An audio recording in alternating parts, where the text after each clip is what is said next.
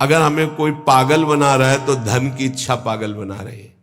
इसलिए अगले शब्द में कह रहे, धन दौलत कछु काम न आवे, कमल नयन गुण चित बिनु दीने, मन पछतई है भजन बिनु कीने। सबके दिमाग में एक रुपया ही छाया हुआ है। बड़ा विचित्र खेल है। खर्चा करने में छाती पीड़ा पैदा करते, संग्रह करने में सुख, संग्रह करते करते मर गए। गांव में धन एकत्रित करके दीवाल में गाड़ दिए, मोटी मोटी मिट्टी की दीवालें होती थी, और मर गए। जब दीवाल खुदी तब पूरा जीवन कंजूसी करके समेट करे, या बैंक बैलेंस में जमा करते करते गणना में सुख का अनुभव रहा, इतना इतना और जमा, इतना और जमा, मर गए। किसके काम आएगा? क्यों नाम रूपी धन एकत्रित ना कर पाए? क्यों धन के द्वारा गौ सेवा, साधु सेवा, समाज सेवा, नाना प्रकार की भागवतिक सेवा, ये क्यों नहीं लाभ ले पाए? ये धन का बहुत बड़ा प्रभाव है, माया का बहुत बड़ा अंग है, जो हर एक के दिमाग में अपना असर किए हुए है।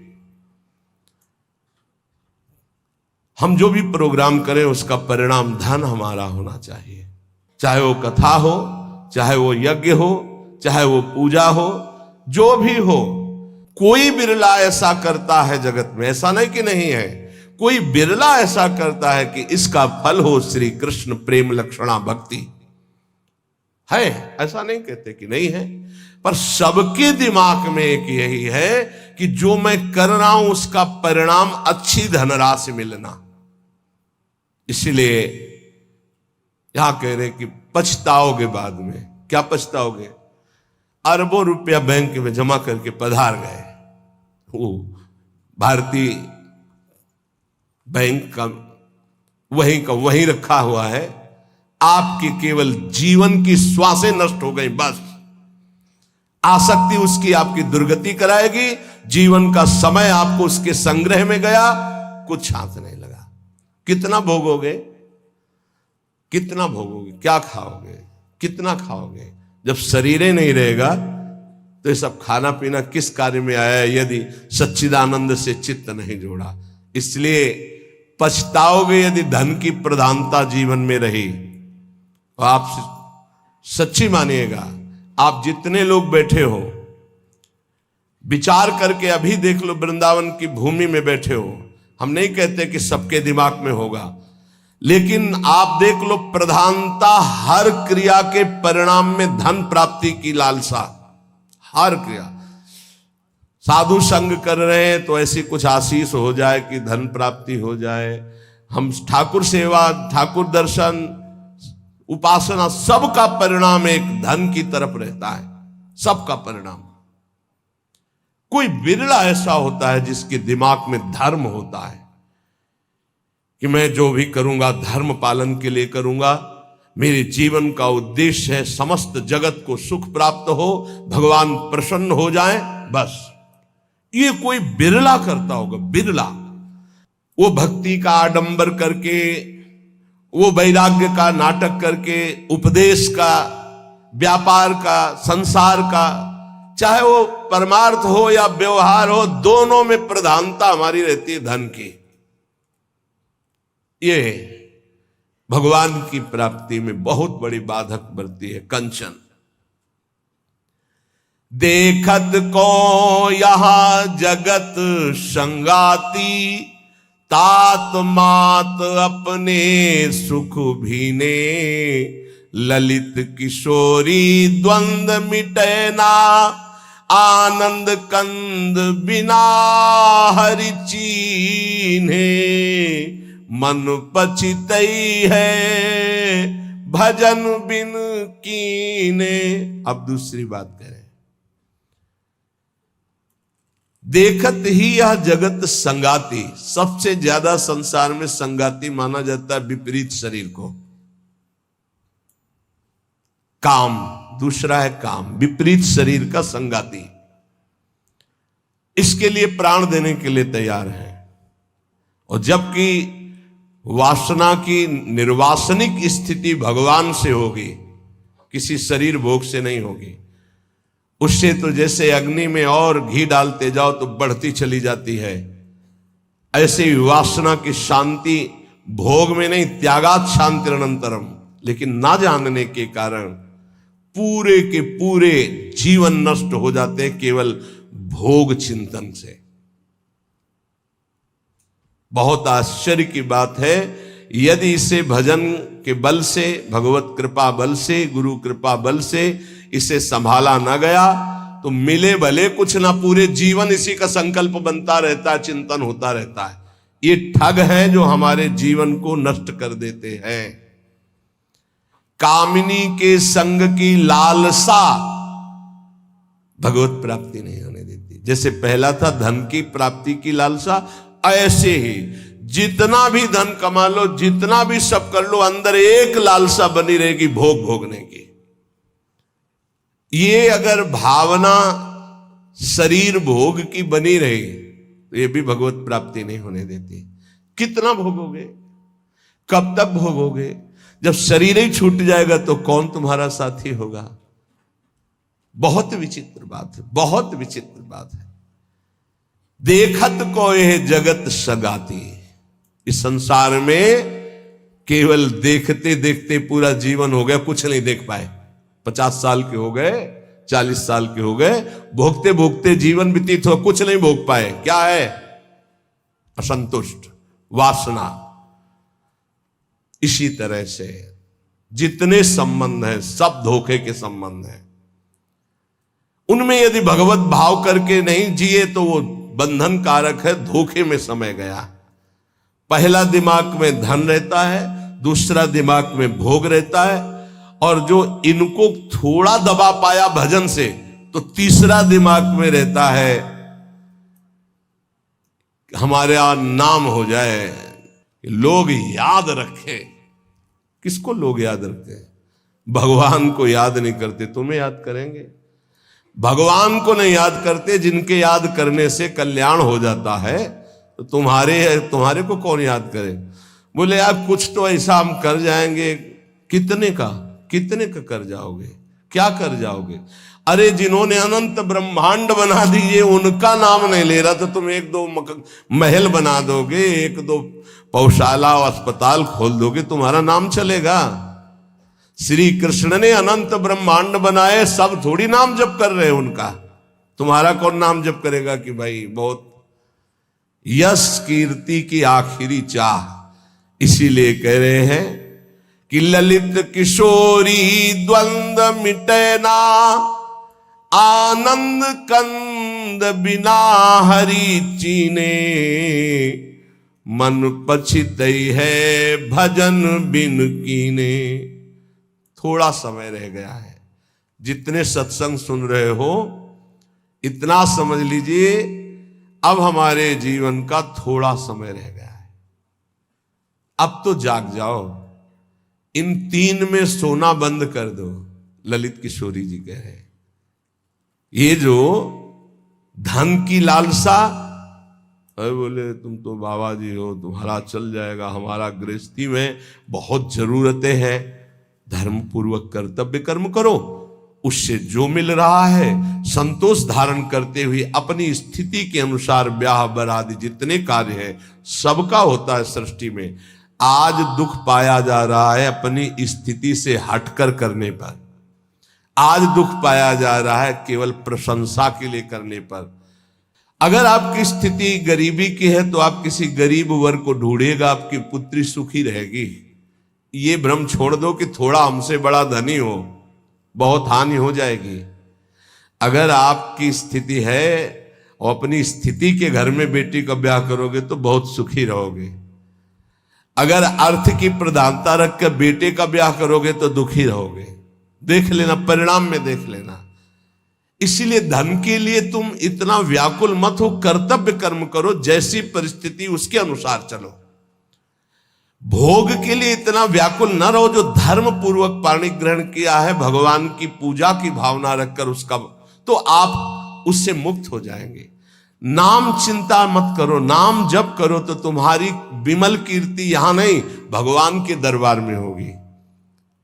ये मम जन है, ये मेरा जन है। जैसे अम्बरीश जी की चर्चा भगवान के दरबार, भक्तों के यहां भगवान की जैसे चर्चा होती, ऐसे भगवान के दरबार में महाभागवतों की चर्चा। इतना नाम जप करो, इतना ठाकुर सेवा करो कि भगवान अपनी सभा में आपको याद कर ले। इससे बड़ी क्या बात होगी। त्रिभुवनपति की सभा में तुम्हारा यश गाया जाए।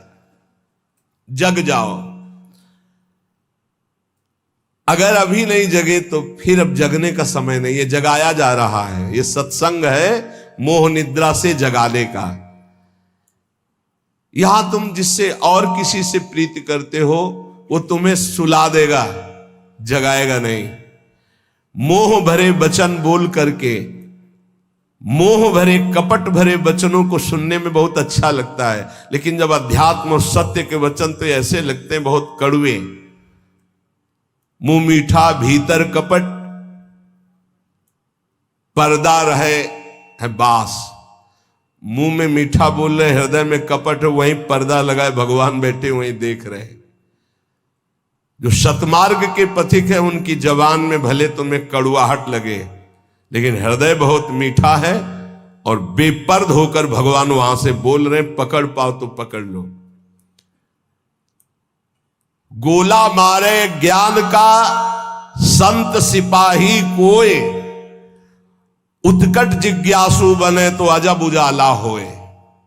अजब उजाला होए अंधेरा सब ही नासे, अंतर्मुख हो लखे आत्मा अपनो भासे। कहे निर्भयानंद होए जिज्ञासु भोला, और जब संत मिले सिपाही तो ज्ञान का मारे गोला। अगर भगवान का पार्षद कोई संत जो विशुद्ध स्थिति में है, उसके वचन क्या करते हैं, वो गोला का काम करते हैं। बोले ऐसा ज्ञान का गोला माला कि काम क्रोध लोभ मोह मद मत्सर सब मर गए और दिव्य प्रकाश हो गया हृदय में। गोला मारे ज्ञान का संत सिपाही कोई, उत्कट जिज्ञासु बने और अजब उजाला होए। अगर संत वचन सुन लिए तो अमोघस से खाली नहीं जाते हैं, ये तुम्हारे जीवन का परिवर्तन कर देंगे। बस आपको जरूरत है उन शब्दों को पकड़ने की। जिस समय अंतर्मुखता बढ़ने लगे, आपको अपने दोष दिखाई देने लगे, जान लेना संत वचनों का प्रभाव शुरू हो गया है। अंतर्मुख होए लखे, अपने दोष दिखाई देने लगे। मेरे में ये कमी, मेरे में ये कमी, हे भगवान ये मेरी कमियां कैसे दूर होंगी। तो जान लो संत संग का प्रभाव आपके ऊपर पड़ रहा है। आत्मा अपनो भाषे, अपने आप से अपने स्वरूप का बोध प्रारंभ हो जाता है जब किसी सच्चे संत का संग मिलता है। पाता है निज आत्मा विषयीन सो मन रोक, काम क्रोध के वेग की जो सही जावे झोंक। संत संगी वही है जो काम क्रोध के वेग को सह जाए।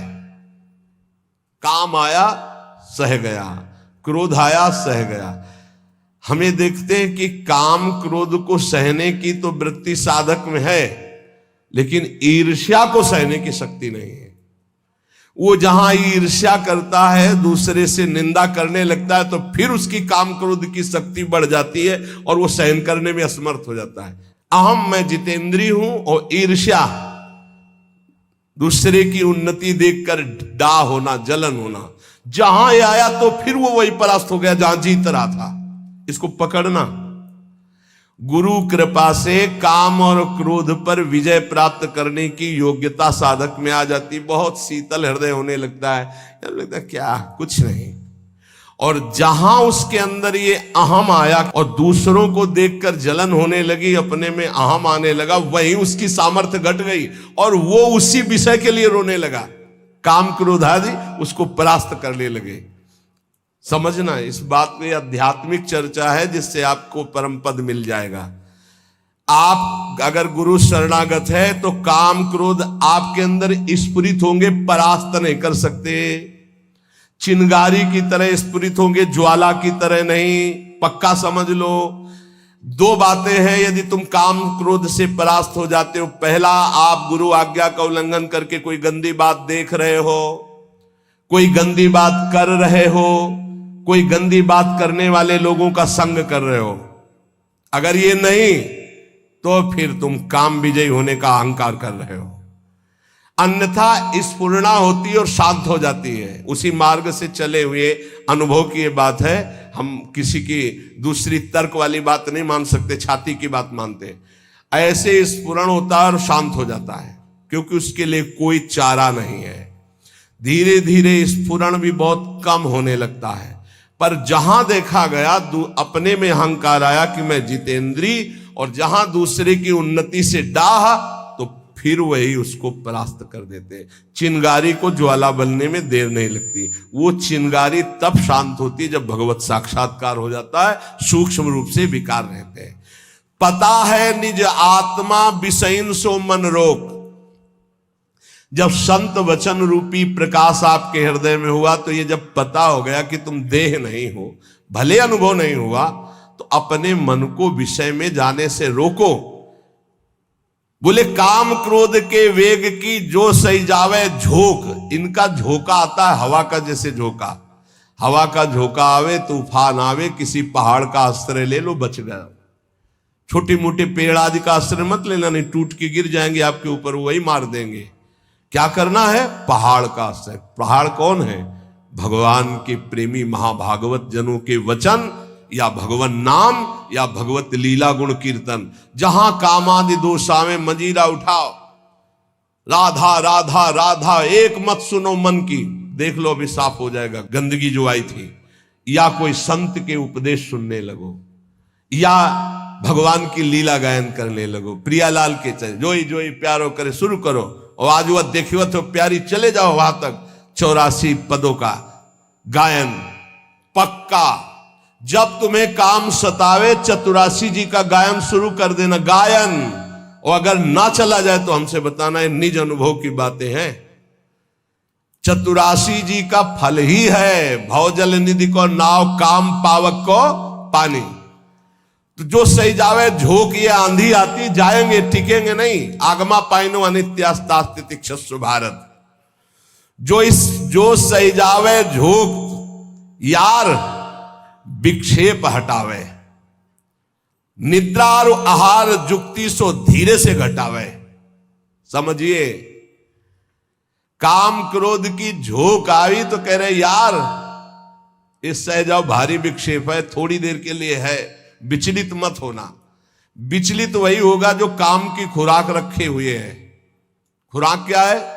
मोबाइल खोला, गंदी बात देख ली, या कोई अपने हाथ से गंदी क्रिया कर ली, या गंदे जनों का संग कर लिया। इससे क्या होगा? आप झोंक नहीं सह पाएंगे विकार की। कह रहे हैं जो सही जावे झोंक यार, विक्षेप हटावे। प्रभु के दर्शन में यही बाधा है, नहीं तो खुले टहल रहे हैं। वृंदावन है, यहां खुले प्रभु टहल रहे हैं, बस दृष्टि चाहिए। यार का तात्पर्य बहुत प्रेम भरा शब्द है। मित्र एक बार सह जाए इसकी झोंक को, आगे निकल जाएगा। जो सही जावे झोंक यार, विक्षेप हटावे। तो विक्षेप कैसे हटेगा? बोले निद्रा और आहार जुक्ति सो कछु धीरे से घटावे। बस कल भी चर्चा हुई थी निद्रा और आहार को कम करने की, पलटू स्वामी की। इन निर्भयानंद जी बड़े सिद्ध महापुरुष ब्रह्मानंद में डूबे हुई। इन दो पर असर साधक अपना दिखा दे, ये दो सबके ऊपर असर दिखाए, पूरा जीवन व्यतीत हो जाता है। खाना और सोना, अच्छा भोजन और खूब चक सोने को मिले। कह रहे कि अगर परमार्थ का लाभ लेना है तो साधक दो पर अधिकार करे, नींद और भोजन। फिर बार बार कहते हैं अभ्यास अभ्यास। नींद और भोजन, ये दो, निद्रा और आहार। फिर तीसरे पर विजय जो मैथुन, फिर चौथा जो भय। ये चार ऐसे दोष है पूरी सृष्टि को अपने अधीन किए हैं। निद्रा, भय, आहार, मैथुन, ये सब के सम जग उपजाए, सब इसी में फंसे हुए हैं। ऐसा साधक इन चारों पर विजय प्राप्त करनी। निद्रा, तब जब आहार पर आप संयम करेंगे। बहुत बार आहार पे चर्चा होती, भाई आहार को संभाल लो,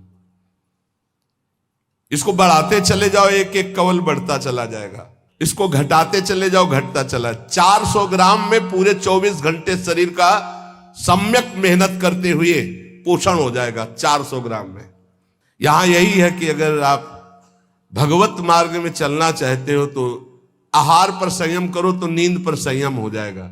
आहार पर संयम करो, पर इतना भी संयम न करो कि सीढ़ी चढ़ने उतरने लायक न रहो। उचित आहार लो जितना आपको नींद ना सतावे।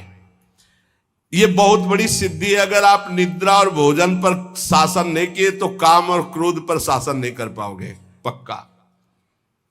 ये 4 चीजें साधु के जीवन में बिल्कुल शासन में होती। निद्रा, भय, आहार, मैथुन। भय नहीं होता साधु को। साधु का मतलब होता भगवत मार्ग के पथिक, चाहे गृहस्थ हो चाहे विरक्त हो। और नींद पर बहुत शासन होता है, और आहार पर बिल्कुल विजयी होता है वो, और वो मिथुन धर्म का त्यागी होता है, चाहे गृहस्थ हो चाहे विरक्त हो। अरे ऐसे ऐसे गृहस्थ हैं अपने ही पास हैं कि हम उनकी चरण वंदना करते हैं। वृंदावन में शपथ पूर्वक पति पत्नी कसम खाकर ब्रह्मचर्य से रह रहे हैं। सच्ची कहते हैं, हृदय से साधु बनने पर भी पूरे जीवन डर रहा है इसी बात का। और वो पति पत्नी एक जगह रह करके संयम से हैं, हम उनकी चरण वंदना करते हैं, चरण वंदना करते हैं। कोई भी जगत का महात्मा इस बात से डरता है कि संयोग ना हो।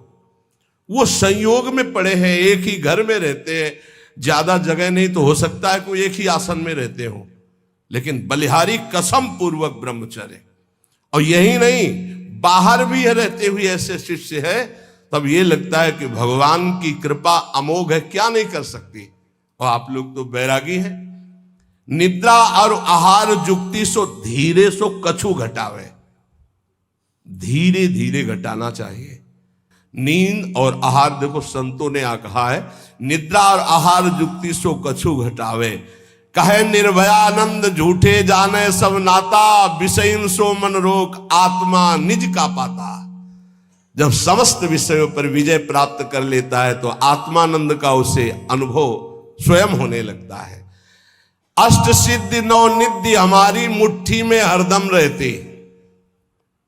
ये नाम जापक, ये सांसारिक लाभ की तो बात जाने दो। अष्ट सिद्धि 9 निधि हमारी मुट्ठी में हरदम रहती, नहीं जवाहर सोना चांदी त्रिभुवन की संपत्ति चाहती। भावे ना दुनिया की बातें दिलवर की चर्चा सहती, ललित किशोरी पार लगावे माया की ये सरिता बहती। राधा राधा राधा, सब सिद्धियां सब लाभ आपको प्राप्त है। जो नाम जापक अपने कर्तव्य को भगवान में समर्पित करता है, वो कैसा सिद्ध महापुरुष हो जाता है। जगत गुरु भगवान श्री कृष्णचंद्र जी गीता जी में महापुरुष की स्थिति का वर्णन करते हैं। त्यक्त्वा कर्म फलासंगम, बहुत दिनों के बाद है, त्यक्त्वा कर्म फलासंगम नित्य तृप्तो निराश्रयः, कर्मण्यभिप्रवृत्तोपि नैव किंचित करोति सः। इसीलिए बीच बीच में रुक जाता है कि बहुत स्थिति का ऊंचा वर्णन यहां है, और उसके लिए कुछ साधना चाहिए। जब तक अच्छी साधना नहीं होगी तो सिद्धावस्था को समझ पाना बड़ा कठिन होता है। और ये भगवान की वाणी ऐसे अर्थ पढ़ लेना तो अलग बात है, उसको समझना। त्यक्त्वा कर्म फलासंगम नित्य तृप्तो निराश्रया। देखो पहले एक एक शब्द में डूबा जाता है। शास्त्रों का मनन कैसे होता है? निराश्रया, किसी का भी आश्रय ना हो। सिद्ध पुरुष कैसा होता है? निराश्रित होता है, एकमात्र अपने स्वरूप में स्थित या भगवान में स्थित, सब अन्य आश्रय रहते। और यहां एकमात्र भगवान ही का आश्रय नहीं और सब आश्रय है। देख लो अंदर से। सिद्ध पुरुष कहता होता है नित्य तृप्तो, कभी कोई चाह ही नहीं होती, जैसे गले तक छका हो फिर उसको कुछ भी नहीं, नित्य तृप्त हो। त्यक्त्वा कर्म फलासंगम, किसी भी कर्म की कोई भी फल की आशा नहीं रहती। कर्मण्य भी प्रवत्तोपि नयु किंचित करोति शाह, अच्छी तरह कर्म करता हुआ भी वो किसी कर्म का कुछ फल नहीं चाहता। स्वाभाविक केवल भगवत प्रेरणा से कर्म हो रहे हैं, उनके कोई फल की इच्छा नहीं, क्योंकि जो सब कर्मों का परम फल है वो भगवान का साक्षात्कार उनको प्राप्त हो गया है। ये सिद्ध पुरुष के लिए श्लोक गाया गया है।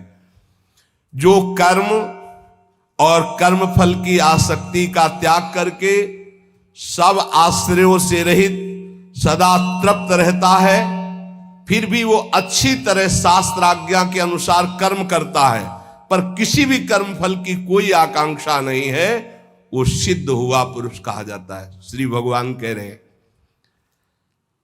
लेकिन यहां उल्टा है, अगर हम कोई भी कर्म करेंगे तो पहले हमारा जो सोच होगी वो उसके फल पे होगी। ये सोच नहीं होगी कि हमारा धर्म है इसका पालन करना। कोई भी कर्म बिना फल की आकांक्षा के आप शुरू ही नहीं कर सकते। सोचना जरा, कोई भी कर्म करेंगे तो इसका फल क्या होगा, ये हम साधक के लिए कह रहे हैं। जो विषयी है वो नहीं सोचते, जो सिद्ध है वो नहीं सोचते। दोनों बात समझना। जो विषयी है वो नहीं सोचते कि इसका परिणाम क्या होगा, जेल मिलेगी कि दुर्गति होगी कि नरक जाएंगे कि शरीर नष्ट हो जाएगा, ये कुछ नहीं सोचते। जो सिद्ध है वो पूर्ण तृप्त है, इसलिए केवल शास्त्र सम्मत कर्म करते हैं, वो फल की आकांक्षा या फल की सोच ही नहीं रखते। जो बीच में है, ना पूरे विषयी है ना पूरे साधक है, वो पहले फल सोचते हैं। परिक्रमा का क्या फल होगा, सत्संग का क्या फल होगा, यह करेंगे तो इसका फल क्या होगा। फल पर दृष्टि रखने वाला अध्यात्म को धारण नहीं कर पाता है। भगवान कह रहे कर्मण्येवाधिकारस्ते, तुम कर्म से केवल अपना अधिकार रखो, फल के ऊपर नहीं। फल में सुख दुखे समय कृत्वा लाभा लाभो जया जयो, जय या पराजय, लाभ या हानि, सुख या दुख, इसमें समान भाव रखो। यह अध्यात्म, और यह तो सिद्ध पुरुष का लक्षण है। अब यहां ध्यान देना है, मैं कर्म करता हूं, ये कर्म मेरे लिए है और इसका अमुक फल मिलेगा, ऐसी जन साधारण साधक की स्थिति रहती है। ये उसके बंधन का कारक है, चाहे जितना बड़ा कर्म कर ले। ध्यान से सुनना, ये गीता जी है। ये मैं कर्म कर रहा हूं, इस कर्म का मेरा ये फल होगा। वो कर्म फल का और कर्मकर्ता बनने के कारण चाहे जितना ऊंचा कर्म करे वो बंधा ही रहेगा, मुक्त नहीं होगा। भले शुभ कर्म किया तो देवलोक जा, तपलोक जा, पर आना तुझे मृत्यु लोक में ही पड़ेगा। लेकिन जो सिद्ध महापुरुष होता है, परिक्रमा चलो, स्वाभाविक उसको कोई लक्ष्य नहीं कि इसका फल क्या होगा। इसका अच्छा अटल्ला चुंगी से मुड़ गया, उधर पूरी नहीं हुई, कोई उसको शोक नहीं है, ना कोई लाभ है ना कोई हानि है, स्वाभाविक कर्म हो रहा है। क्यों? क्योंकि उसने अपनी इंद्रियों को, अपने मन को अधीन करके परमात्म तत्व की स्थिति प्राप्त की है। अगर इंद्रियां और मन पर विजय प्राप्त नहीं की तो जीवन मुक्त होते हुए भी दुर्गति को प्राप्त होगा। आत्मा जीवन मुक्त ही है, उसको कोई नहीं बांधा। इंद्रियां और मन बंधे होने के कारण आत्मस्वरूप जो जीवन मुक्त है उसको भोगना पड़ रहा है। बहुत ध्यान देने का विषय है। आत्मा को शुद्ध करने की जरूरत नहीं, परम शुद्ध है। आत्मा को मुक्त करने की जरूरत नहीं, परम मुक्त है। तो बंधा कौन है? इंद्रियों और मन में तुम्हारी तन्मयता, इंद्रियां मन विषय भोगों में। जैसे राजा तभी विजयी माना जाएगा जब सेना विजयी होगी, और सेना हार गई तो राजा हार गया। सेना जीत गई तो राजा जीत गया। ऐसे ही इंद्रियां मन हार गए विषयों में तो तुम हार गए, तुम्हारी दुर्गति होगी। और इंद्रिय विजेता मन विजेता हो गए तो तुम जीवन मुक्त हो गए, क्योंकि जीवन मुक्त थे, जीवन मुक्त हो, जीवन मुक्त रहोगे। पूरी साधना इंद्रिय और मन की आ गई है। इंद्रिय और मन को भोगों से हटाकर प्रभु में स्थित करना तो विजयी। अगर इंद्रिय मन भोगों में लग गए तो आवागमन से मुक्त नहीं होगे। लेकिन सिद्ध पुरुष की इंद्रियां और मन ये अपने आप शांत होते हैं, क्योंकि वो त्यक्त्वा कर्म फला संगम, ना कर्म में आसक्त है और ना फल में आसक्त है।